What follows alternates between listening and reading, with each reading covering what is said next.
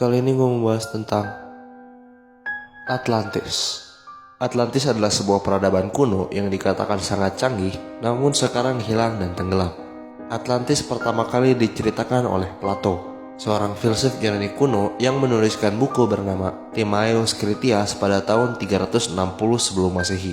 Atlantis digambarkan oleh Plato sebagai negara yang sangat maju, kuat secara militer, dan kaya akan materi. Namun karena kemajuan negara Atlantis, warga-warga dari negara Atlantis menjadi sombong dan angkuh.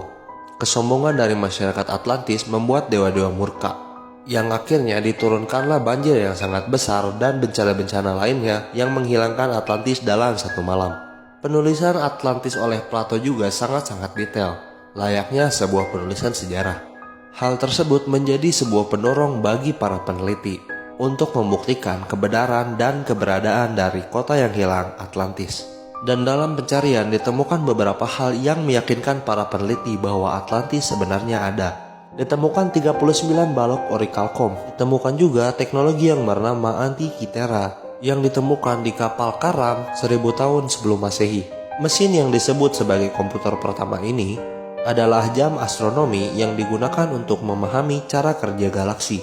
Dan masyarakat zaman dulu dipercaya belum mampu untuk membuat teknologi secanggih itu, sehingga teknologi Antikythera dipercaya berasal dari Atlantis. Dalam bukunya, Plato menyebut bahwa Atlantis terletak di Samudra Atlantik, atau tepatnya berada di Selat Gibraltar.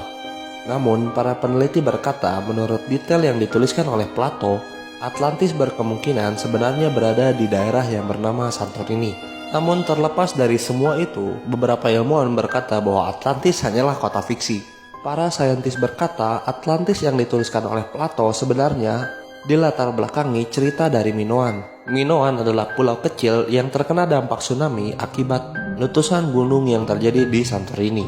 Dan para ilmuwan berkata Plato hanya melebih-lebihkan cerita dari Minoan yang kemudian dimodifikasi sebagai Atlantis. Atlantis menjadi populer di Amerika karena artikel yang ditulis yang berjudul How I Found the Lost Atlantis yang dituliskan oleh William Randolph Harris. Penulisnya mengaku sebagai cucu dari Heinrich Schliemann yang merupakan seorang arkeolog, berkata bahwa artefak dari Trojan mengatakan di mana sebenarnya Atlantis berada. Namun beberapa saat setelah dia mempublish artikel itu ke publik, penulis dari artikel itu menghilang secara tiba-tiba, yang membuat rakyat dan orang-orang percaya bahwa dia sebenarnya dihilangkan oleh pemerintahan. Gimana menurut kalian?